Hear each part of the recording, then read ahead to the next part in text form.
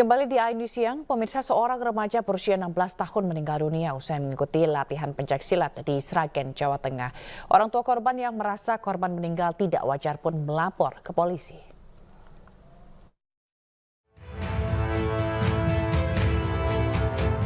Suwondo dan Suyatmi, orang tua Jais Andika Putra, remaja berusia 16 tahun yang meninggal dunia usai berlatih pencaksilat, masih menyimpan duka mendalam. Keduanya terpukul mendapati kabar putranya tak bernyawa pada 13 Juli lalu. Saat itu, korban dilaporkan mengalami sesak nafas, dilarikan ke RSUD Dr. Suratno. Namun, ibu korban yang merasa anaknya tidak pernah memiliki masalah pernafasan pun tak lantas percaya. Apalagi ia menemukan luka lebam di dahi, pipi, serta ulu hati korban saat di rumah sakit. Ibu korban lantas meminta jenazah Jais diautopsi dan melaporkan kasus ini ke polisi. Solo dikabari, katanya anak saya latihan sesek, tapi anak saya nggak punya wilayah sesak gitu loh. Tapi kenapa dari rumah sakit kok sudah nggak ada, terus sini kok ada benturan, ada luka-luka gitu loh. Di pelipis, Di bagian dahi. sini. Hingga saat ini polisi sudah memeriksa 9 saksi dan menyita sejumlah barang bukti. Satu orang remaja berusia 17 tahun ditetapkan sebagai tersangka. Hasil penyelidikan sementara menunjukkan bahwa peristiwa ini terjadi dalam konteks latihan pencaksilat. Aku bahwa di situ ada kesepakatan untuk melakukan pertarungan antar peserta pelatihan, dan korban juga memang sempat kena pukul dari yang diduga pelaku sekali dan langsung jatuh tersungkur. Dan dari teman-temannya benar juga mengatakan kalau pelaku dan teman-teman lainnya menolong korban membawa ke klinik sampai ke rumah sakit. Rencananya, polisi juga akan memeriksa pimpinan perguruan silat dan orang tua korban untuk penyidikan lebih lanjut. Dari Sragen, Jawa Tengah, Joko Piroso, iNews melaporkan.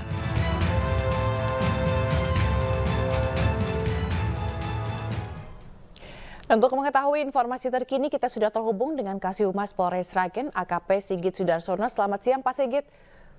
Selamat siang, Ibu. Ya, Pak Sigit, apa hasil dari otopsi dan apakah sudah disimpulkan penyebab dari kematian korban? Ya, dengan kejadian apa itu tadi, kekerasan terhadap anak yang mengakibatkan meninggal dunia, untuk selanjutnya langkah-langkah dari kepolisian dengan seizin dari keluarga korban telah melakukan otopsi. Untuk sementara hasil otopsi masih kita tunggu. Oke, baik. Jadi hasil otopsinya belum ada ya, Pak ya? Belum, ya. Oke. Masih kita tunggu hasilnya nanti. Baik, satu orang sudah ditetapkan sebagai tersangka, Pak. Kalau dari pemeriksaan ini memang latihan murni atau ada indikasi perundungan atau seperti apa, Pak? Ya, perlu kami jelaskan untuk kejadian tersebut saat melakukan latihan. Jadi perguruan pencaksilat Kundang Malam itu melakukan kegiatan latihan, yaitu yang ada atau bertempat di SDN 1 Gili Rejo-Miri. Jadi murni saat latihan. Saat latihan. Ini jadi korban ini latihan pada saat latihan saling serang begitu atau latihan pemanasan seperti biasa?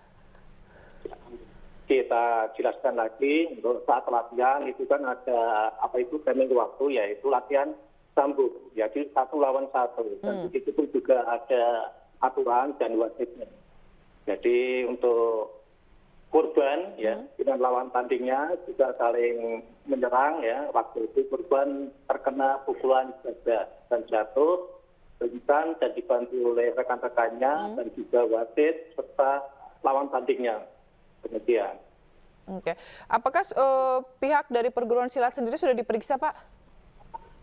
Sementara itu untuk kejadian tersebut sudah ditangani oleh Satreskrim Polres Sragen dan Satreskrim Polres Sragen.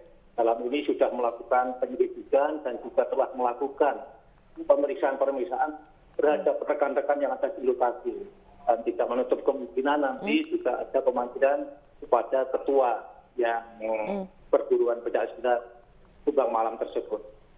Apakah itu memungkinkan untuk adanya tersangka baru dalam kasus ini? Untuk menentukan tersangka perlu kita dalami, sementara saat ini yang kita sudah tetapkan pelakunya yaitu lawan pastinya. Nanti berdasarkan keterangan-keterangan saksi yang ada di lokasi, apakah ada kesesuaian, bila ada mengarah kepada tersangka atau cukup bukti, tidak menutup kemungkinan nanti juga ada pelaku lain.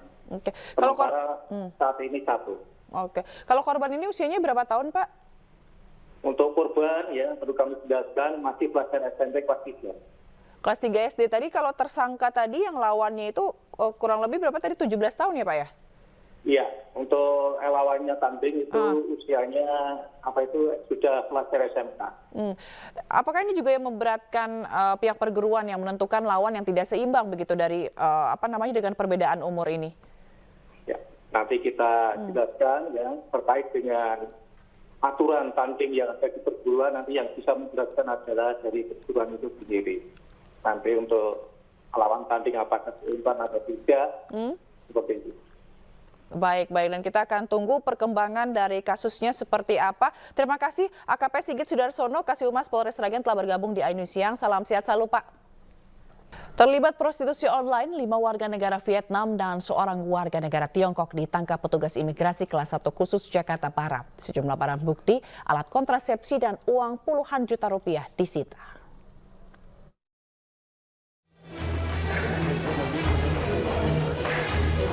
Enam warga negara asing ini ditangkap dari salah satu hotel di kawasan Jakarta Barat usai terlibat prostitusi online oleh petugas imigrasi kelas 1 khusus Jakarta Barat.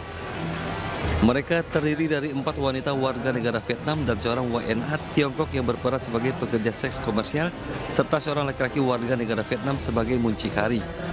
Pengungkapan kasus ini berawal dari informasi masyarakat tentang adanya penyalahgunaan izin tinggal warga negara asing di wilayah Jakarta Barat. Saat diselidiki didapati ke-6 orang WNA asal Vietnam dan Tiongkok ini terbukti melakukan penyalahgunaan izin tinggal dengan terlibat dalam prostitusi online. Adapun 5 orang wanita warga negara asing dimaksud terdiri dari 4 orang warga negara Vietnam dan 1 orang warga negara Tiongkok. Selain mengamankan ke-6 WNA, petugas imigrasi juga turut mendapati barang bukti berupa alat kontrasepsi, paspor serta uang tunai 50 juta rupiah. Ke-6 warga negara asing ini akan dideportasi sesuai aturan keimigrasian. Dari Jakarta, Miftol Gani, iNews melaporkan. Pemirsa, kelompok kriminal bersenjata kembali berulah dengan membakar bangunan Sekolah Dasar Negeri Okbab di Kabupaten Pegunungan Bintang, Papua Pegunungan. Pasca pembakaran, Satgas Damai Kartens berhasil mengidentifikasi 3 pelaku yang kini dalam pengejaran.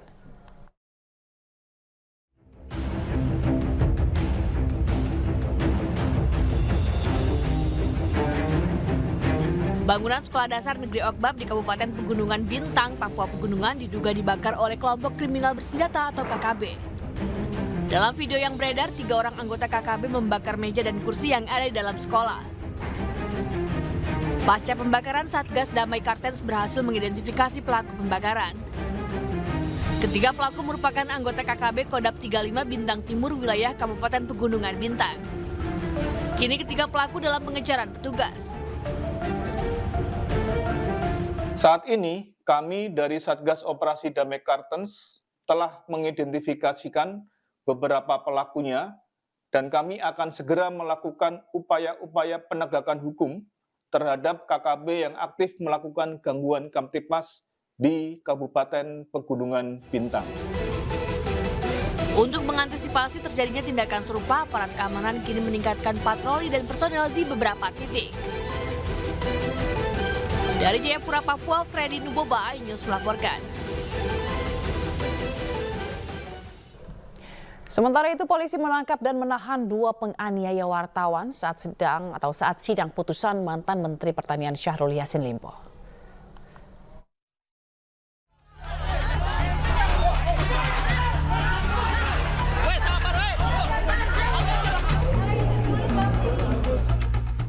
Polda Metro Jaya menangkap 2 pelaku pengeroyokan terhadap seorang jurnalis Kompas TV saat meliput sidang putusan mantan Menteri Pertanian Syahrul Yassin Limpo. Kedua pelaku, MNM dan S, ditangkap sehari setelah peristiwa pengeroyokan. Usai polisi mendalami rekaman CCTV di Pengadilan Tipikor Jakarta, kini kedua pelaku sudah ditahan. Tadi kami sudah sampaikan pagi hari bahwa perkembangan penanganan kasus dugaan pemukulan terhadap rekan kita yang berprofesi sebagai jurnalis, saudara B, itu sudah dilakukan penahanan terhadap 2 tersangka, ya, sudah kami jelaskan tadi pagi. Perannya masing-masing memukul dan satu lagi memukul serta merusak kamera. Sudah dilakukan penahanan.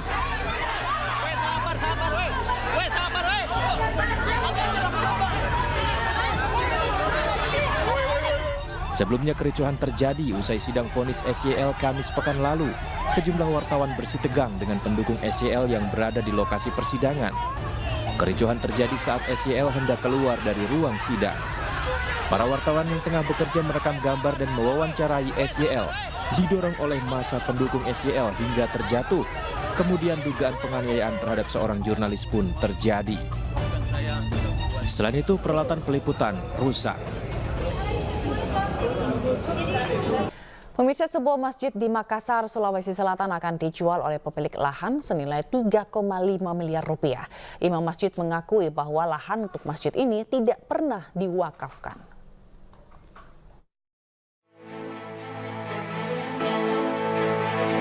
Masjid Fatimah Umar di kawasan Komplek BTN Makio Baji, Kelurahan Bangkala, Kota Makassar, Sulawesi Selatan, dipasangi spanduk dengan tulisan dijual oleh pemilik lahan. Spanduk ini juga dilengkapi dengan 2 nomor sertifikat lahan. Para pengurus Masjid Fatimah Umar mengaku lahan masjid tidak pernah diwakafkan oleh pemiliknya. Namun imam masjid menjelaskan bahwa saat pertama dibangun, masjid tidak sebesar saat ini. Ustadz, tolong mau bahwa itu masjid tetap mau dijual ya, tanah mau dijual. Ya, mau dijual dengan harga yang di belakang tanah kosongnya itu dijual 1,5 ya. Tapi kalau mau semua ini 3, dia kasih 3,5 ya.